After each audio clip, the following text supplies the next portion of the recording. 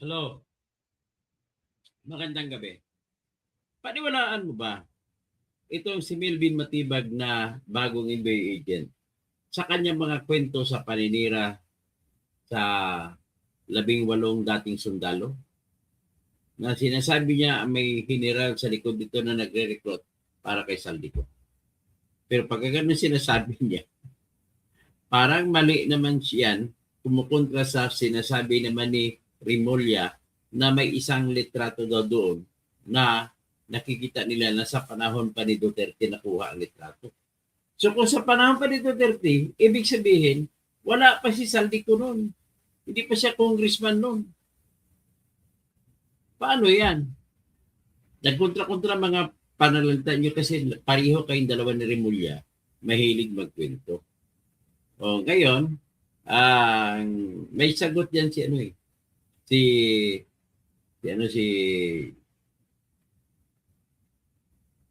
may sagot diyan si pakinggan natin ang sagot diyan sa kanya ni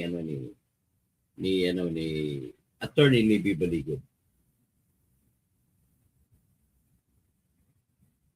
So, sa ngayon ay ipakinggan muna natin, tingnan muna natin, maniniwala ba kayo sa taong ito si Matibag?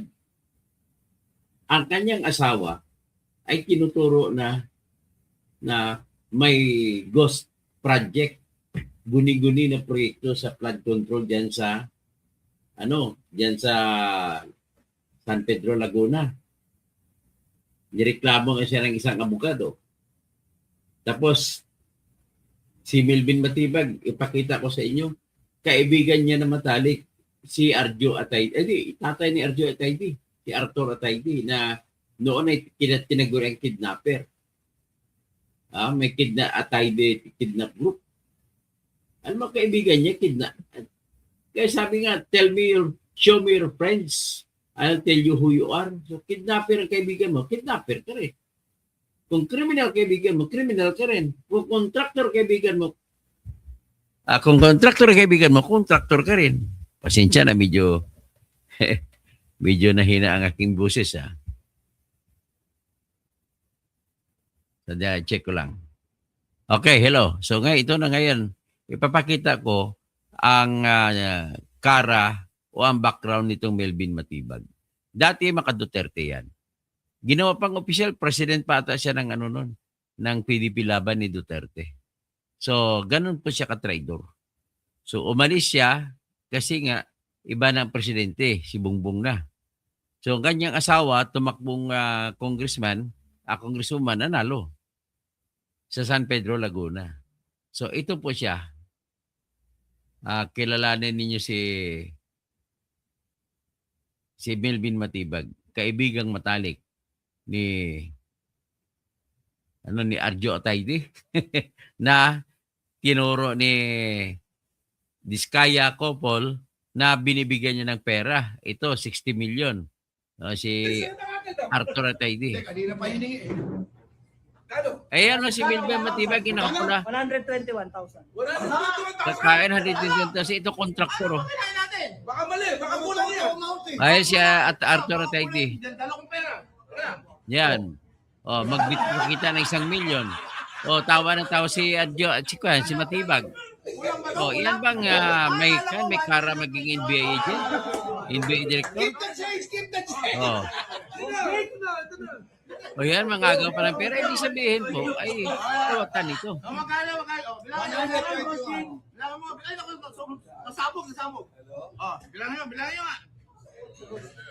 Grabe kayo, 121,000 pagkain. Hindi ko na kailangan to, ha? Hindi na kailangan. Sa po na.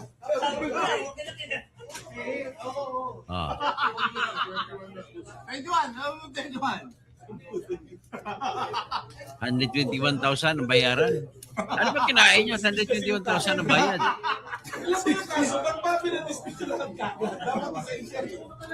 Yan, sakto na. Ilan ang tip mo? Ilang pounds ba yun? 20 mil. 20 mil ang tip. Binigyan ng tip 20 mil ang mga waiter. Ang dami, 7, 8, 9, 10, 11, 12, 13, 14, 15, 16, 17, 18, 19, 20!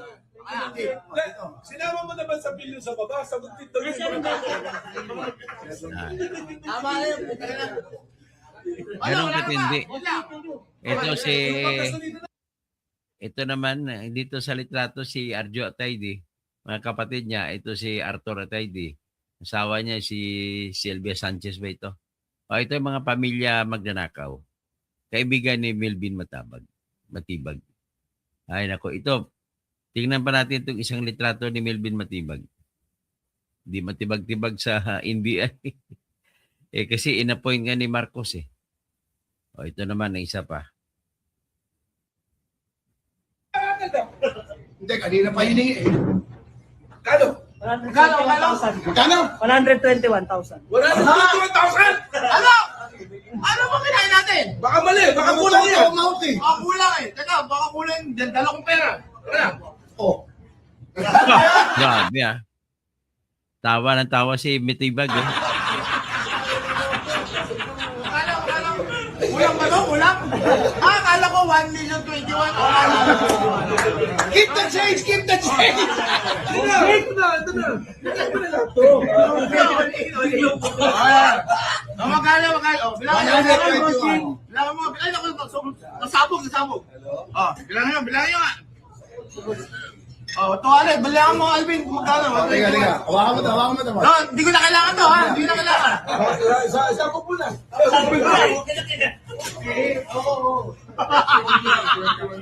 Twenty-one, ano mo 21?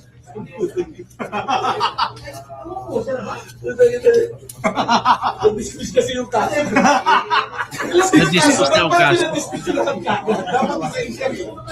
O yan, sakto na. Ilan ang tip mo? Ilang pounds ba yun? Yung mga 20 mil. Ilang pounds? 20 mil. O, 20 mil ang tip. O, 20 mil ang tip.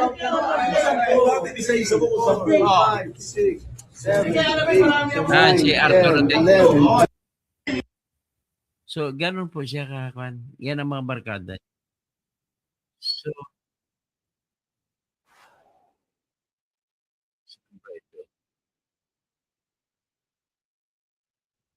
So, ito ipakita natin naman ang sinagot ni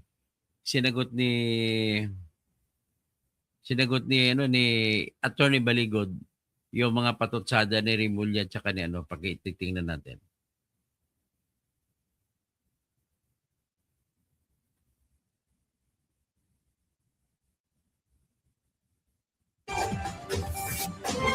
Welcome back, and still with us, Attorney Levito Baligod.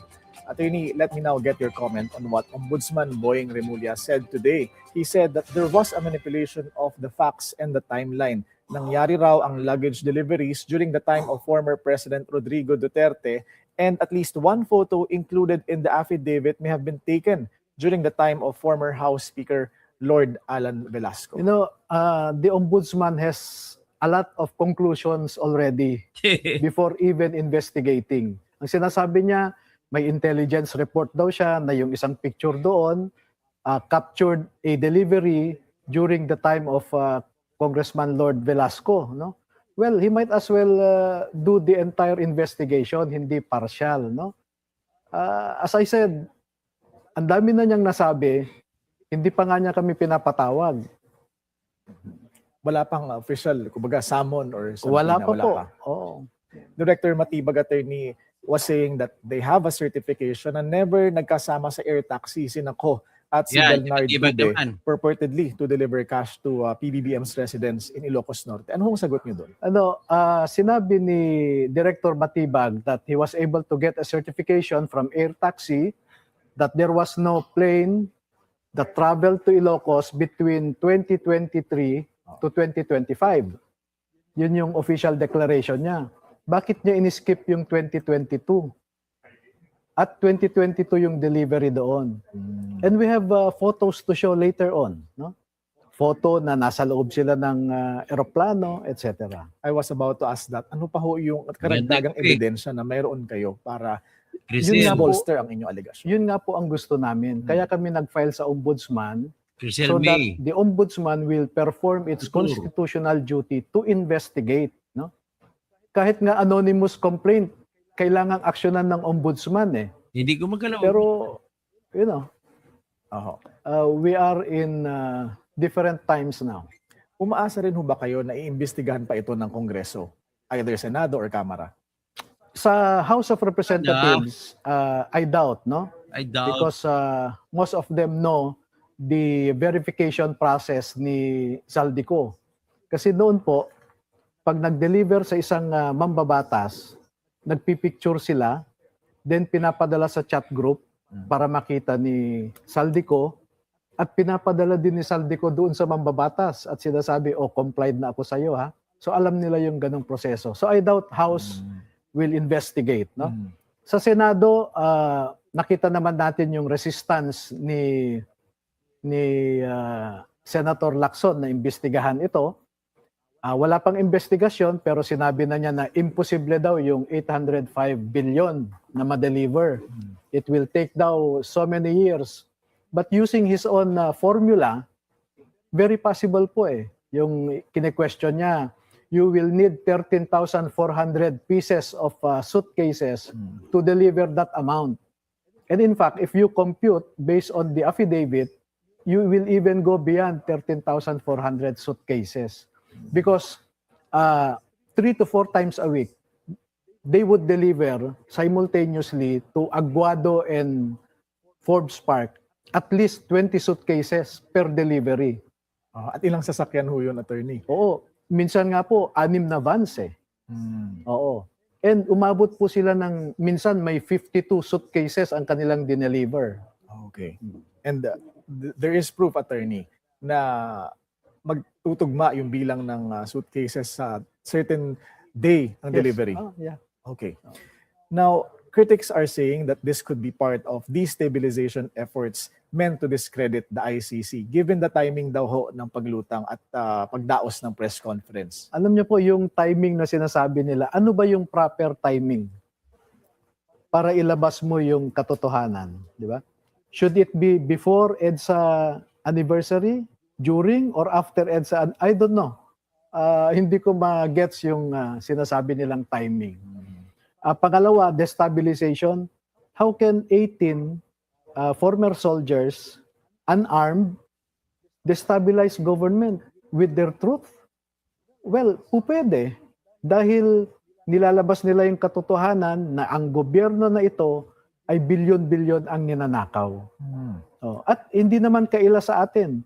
Ang daming ang ghost projects, kaya nga nag-imbestiga ang ICI, pero cover up pa rin. No? Kanina ho nabanggit inyo, attorney, na may banta no, doon sa inyong mga kliyente. Sa inyo ho, personally, meron ho bang nagparating ng anumang banta? Wala naman. Wala. At bakit ho dapat paniwalaan ng publiko ang rest of the affidavit kung pinalalabas ng NBI na may mga umano'y inconsistencies? Naku po, yun nga eh. Meron na silang conclusion even before reading and inviting us to clarify any doubt, any portion. So I challenge them, what portion in their affidavit is inconsistent? Hindi nila sinasabi eh. Nakatutok sila sa peripherals, di ba? Nabayaran daw kami, si Sodusta daw ang nag-recruit, no? Mga irrelevant po yung tinututukan nila eh. Hindi yung the core of the issue is whether it is true that they delivered suitcases of money to certain politicians.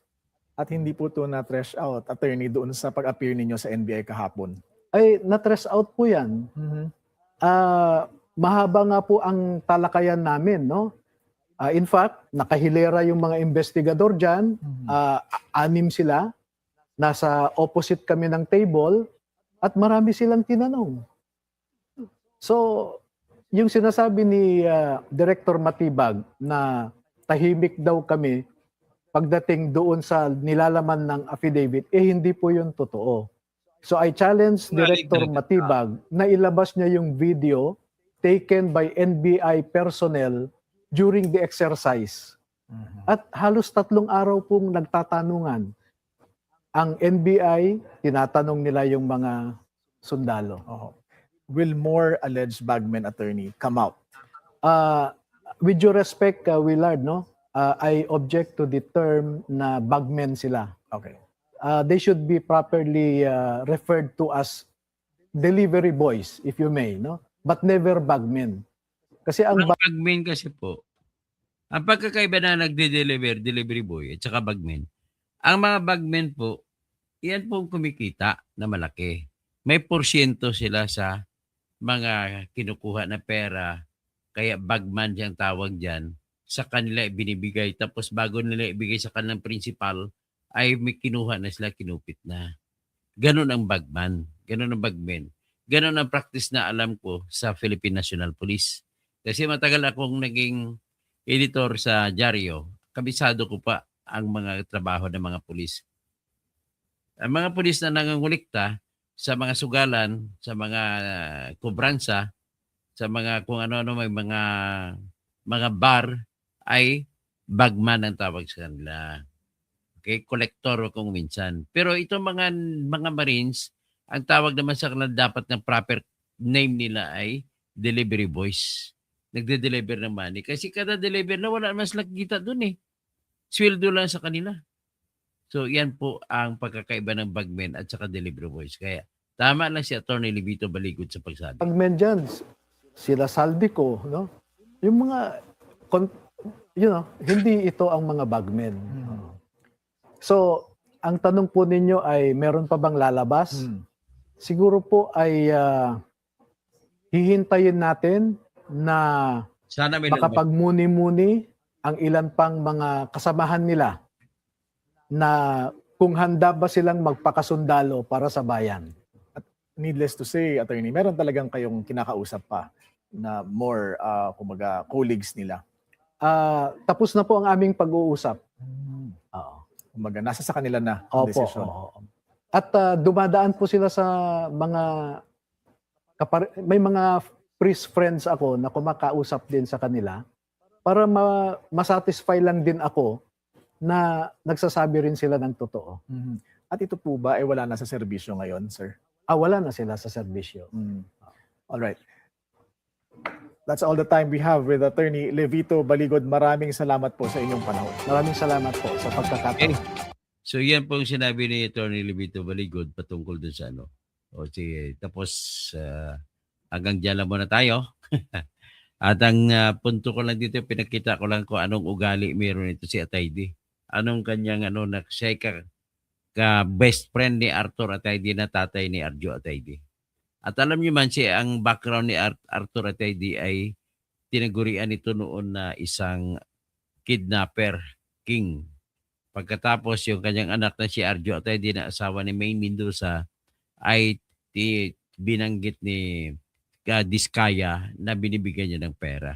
Tungkol kasi kontraktor ito, si Diskaya, ay siya ang nangungontrata sa distrito naman ni Atayde.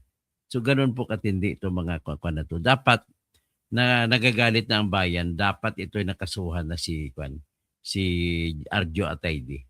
Si Michael Vargas, Congressman Vargas, Patrick Vargas ba yan? Dapat kasuhan din si Ralph Wendell Tolpo, yung uminom sa bar sa California, Omnia Bar. Malaking mga mga vino, dinner, tawag nito, wine. No, ang laki ng wine, ang bayad niya 4.7 million, 2 gabi. Grabe. Tapos ito pa si Franz Pumarin pala, damay din. Tapos ito si Marvin Rillo na pinalitan ni Bung Suntay, damay din. Grabe, ang dami na naman damay. Pati si Marivic Cupilar, damay din. Matindi. Okay? Lalo na naalala ko si Abante. Number 1 siya sa pangalan na binigyan ng sa delivery boys. Okay? Para pangtapos ko siguro, ayan lang siguro maganda iulitin natin ang ulitin natin yung, hindi na lang siguro, tama na muna ito. Sa sunod na topic naman, may kitrabaho muna ako. Maraming salamat at magandang gabi. Mag-like po kayo lahat para mamaya pag mag-live ako ay Kapag tuwing may live ako, mayroon na kayo kagad notice. So, Gilbert Labrador, fresh from Malita Delivery, pasiguro yung mga binayad sa mga Thai D restaurant. O nga, Crisel May Otor, sayang attorney, kung di po kayo na-disbar, natutulungan niyo po sana si attorney Baligod o sana matulungan ko. Fernando Rafael Fernandez Cuervo, saludos sa desde Logroño, La Rioja, España. Okay. Sino pa? Si Lynn, ang tono magsalita ng NBI sa Kasibuing Rimulya ay isa. Naku po. O Dennis Kausing, kapatid ko. Si RMA Dalan. Hello there. Tapos Gilbert Labrador. Good evening po. Edgar Nacion. Crisel May Otor. Tapos Julian's World. Grabe ang mga magnanakaw na ito. Kaya madali lang sa kanila ang gastusin. Ang pera. O si Azrinasya. So Wiseman, good evening. Mulawin Renchel. Saitama. O sige. Magla-live pa ako in 5 minutes. Babalik pa ko. Ramael Magbengson. Ang aking ilalive ngayon ay tungkol sa ang update sa impeachment ni Sara Duterte. Maraming salamat po.